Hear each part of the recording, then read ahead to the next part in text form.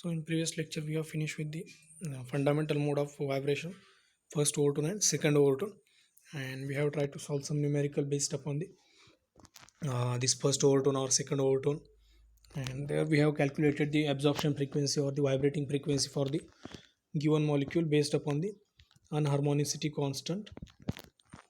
So now we will try to see the application of this vibrational rotational spectroscopy or vibrational rotational spectrum. So the formulas which have used for the derivation purpose in the rotational and vibrational spectroscopy is what?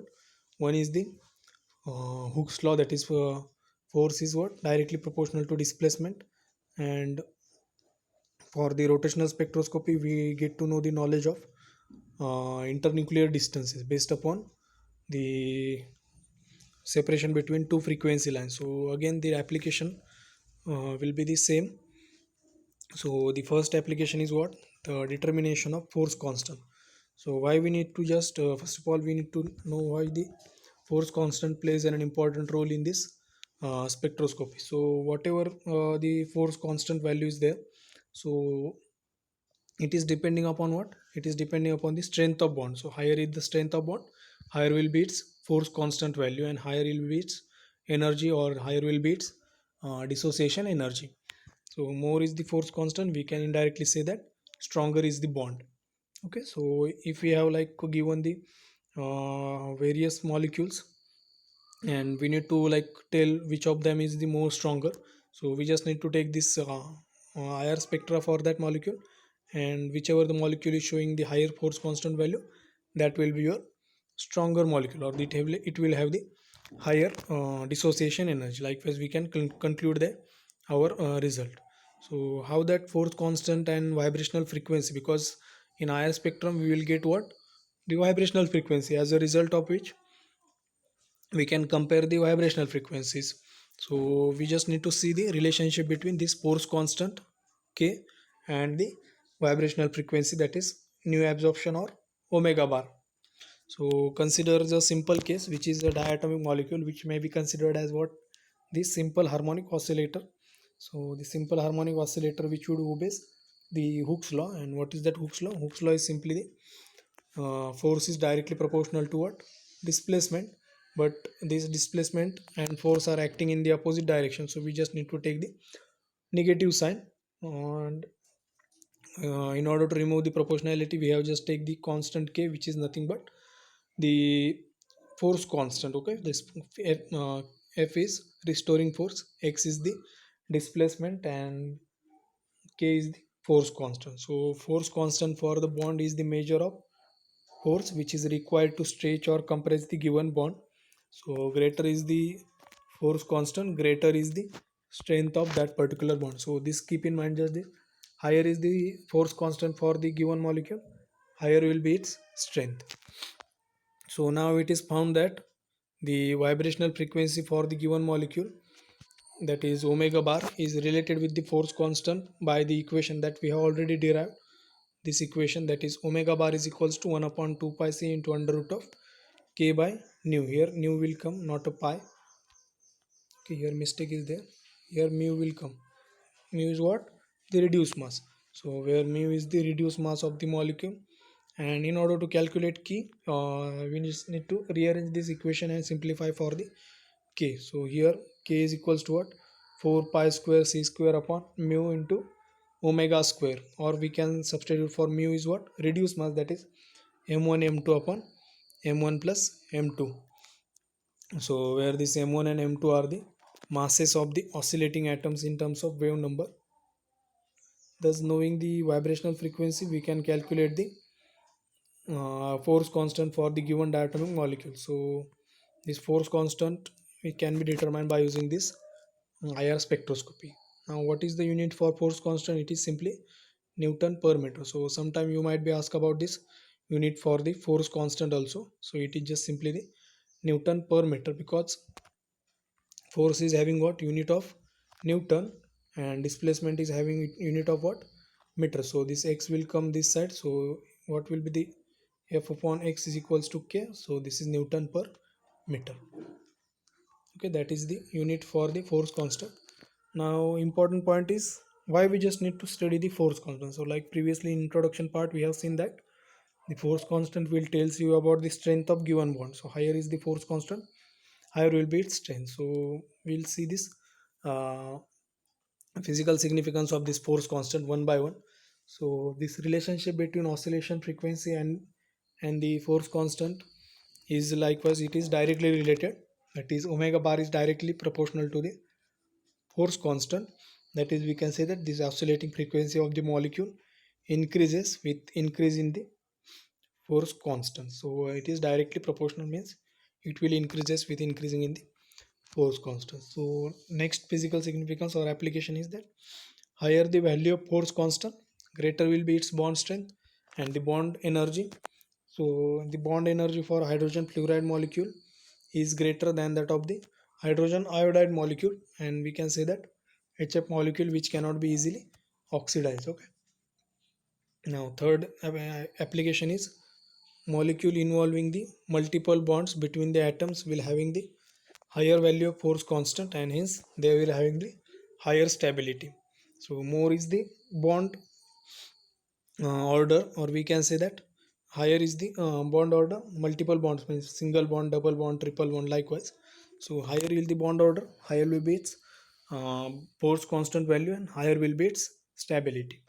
Now greater is the force constant value, so higher will be what its bond order, and if bond order is greater, then that means what the bond length will be smaller one, because bond order and bond length are inversely related. Therefore we can say that force constant is again inversely related or inversely proportional to the bond length of the given molecules. Okay. Now if you consider the carbon carbon single bond, carbon carbon double bond, that is alkene, and carbon carbon triple bond, that is alkyne. So in alkane the force constant is around 5 into 10 raised to 2. For alkene it is 10 into 10 raised to 2, and for alkyne it is 15 into 10 raised to 2. And bond order is increasing from alkane to alkyne, that is 1 2 and 3 respectively. So bond length is what decreasing. Here you can see this bond length is decreasing from alkyne to alkane to alkyne. And the stretching frequency you will also see this. Here it is around 1300 to 800, it is 1640 to 1600, and it is 2300 to 2100. So that is the important application of this force constant. Again, the next application is the hybridization effect of the on the force constant value. So we have here also we say this, the alkane is what sp3 hybridized, alkene is the sp2 hybridized, and alkyne is what sp hybridized. So higher is the hybridization or hybridization order is sp2 sp3, and bond order also is same. Okay. So this is having sp hybridization having highest stretching frequency, or we can say that higher force constant, then sp2 which is around 3080, and sp3 it is around 2960 to 2870. So next important application is the we can use this force constant value to check whether the given molecule is having some kind of resonance or not in the given resonance hybrid structure. Okay. So here consider a simple molecule like CO2 molecule, and if we measure the stretching frequency for the given molecule and calculated the force constant, so you will get the force constant value around 1520. Okay, 1520. But we are having the experimental values for the carbon triple bond oxygen. So for that we need to have the positive charge on the oxygen, so it has the force constant value of around 1860, and for carbon carbon oxygen double bond it is having around 1280. But in the carbon dioxide we are getting the force constant value of around 1520. So it is intermediate between these two values. So we can say that there is a bond which is intermediate between these two structure. So it will show what the resonance type of structure. So this value between see carbon oxygen double bond and carbon oxygen triple bond, so this intermediate value will suggest that there is a resonance in the carbon dioxide molecule. So we can say that the carbon dioxide molecule will have the three types of resonance structure. Okay. So in the above example, the reduced mass in all the three cases will be same, but the force constant will help you to distinguish between the bond linking between the two atoms. Okay, now next is the determination of internuclear distances. So likewise we have seen for the rotational spectroscopy this rotational constant b, which can be used for the finding out the uh, reduced mass or the moment of inertia, and by using moment of inertia we can be able to find out the internuclear distance for the isotopic masses of the various molecules or atoms. So we have seen this type of application, that is first is the determination of internuclear distance and second one is the determination of masses of the isotopes. So first we will try to see this, that is determination of internuclear distances. So the frequency separation between two consecutive p branches of the spectrum.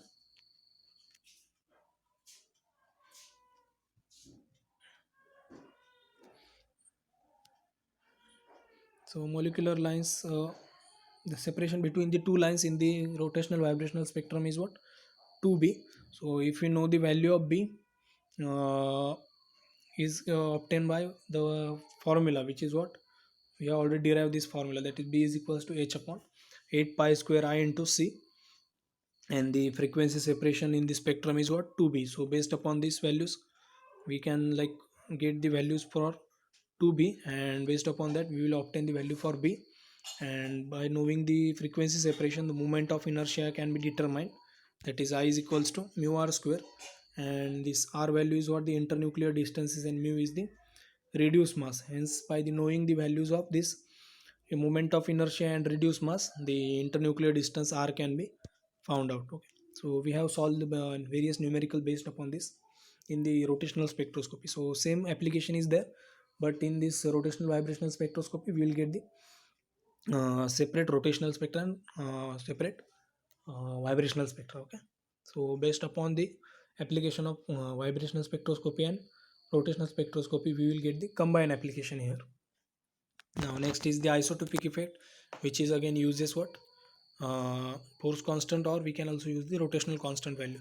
So bond between atoms of higher masses will vibrate at lower frequency, and that of the bonds bearing the lighter atom will what? Vibrate at higher frequency. According to equation, this omega bar is equals to what? 1 upon 2 pi c will come here, 2 pi c into under root of k by nu. Okay, so for the OH bond, the absorption frequency is around 3600 centimeter inverse, and for the oxygen deuterium bond, it is near the 2630 centimeter inverse. So in this case, the deuterium is having higher mass, so it will again shows the lower vibrational frequency. So in this case, we can say that the strength of bonds are nearly same, but the masses of one atom is doubled, and consequently, the oxygen deuterium bond will absorb the radiation at lower frequency than that of the OH bond. Hence the frequency shift, which can be shown by using the comparison with absorption frequency and the masses. Okay, because this masses is changing in this two isotopes. So we can say this, the suppose we are having the molecule AB and AB dash, where A dash is the isotope of the given atom, that is A atom. Okay, so nu bar for the first case is 1 upon 2 pi c into under root of k by nu AB, and for nu bar of A dash B is equals to what? 1 upon 2 pi c into under root of reduced mass of A dash B. So here we can say this stretching frequency is what? Inversely proportional with the square root of reduced mass. Okay, so we can say that this vibrational frequency is inversely related with the square root of reduced mass. So it is inverse relation. So simply just rearrange the equation, you will get the equation of the type nu bar of AB is equals to nu bar of AB upon nu bar of A dash B is equals to under root of reduced mass of A dash B upon reduced mass of AB. So if hydrogen atoms are substituted by the deuterium, the large frequency shifts are observed to the lower values. Okay, so this is around comes around 0.7245. Okay, so this much decrease in the frequency will be observed. Now next point is the nature of spectrum for this rotational and vibrational spectroscopy. So previously we have seen the pure rotational spectra and pure vibrational spectra. Now what will be the nature of this rotational vibrational spectrum? So when the molecule is absorbed the sufficient amount for the vibrational transition which is to be taken place within the same electronic level, then as a result of this the uh, vibrational standard transition will be accompanied by the number of rotational transition. Okay, so this will be already clear by using this Jablonski diagrams. Okay, so if we consider the Jablonski diagram, there you will see that these electronic levels are accompanied by vibrational energy levels, and these vibrational energy levels are again accompanied by the rotational energy level. So if the molecule is having the vibrational transition, then that molecule is also shows the rotational transition also. So consequently we can say that the spectrum is consisting of bands which are made up of the series of very closely spaced line. So spectrum is called as a vibrational rotational spectrum, and a point which is to be remembered here is that the only those vibrations which are accompanied by the change in the dipole moment of the molecule will giving rise to the spectra. Okay, so for the IR spectroscopy, the important thing is that the molecule should have the uh, dipole moment, or it should have unsymmetrical stretching or bending type of vibration which will resulted into what the dipole moment change in the given molecule. So this is all about this rotational vibrational spectroscopy. Now we will have the some numerical based on this force constant or the application of this IR spectroscopy, and we will try to apply this IR spectroscopy on the water molecule as well as carbon dioxide molecule, and we will see what type of frequencies and what type of vibrations are taking place in the given molecules, and we'll try to analyze the spectrum for water and CO2 molecules. So this okay.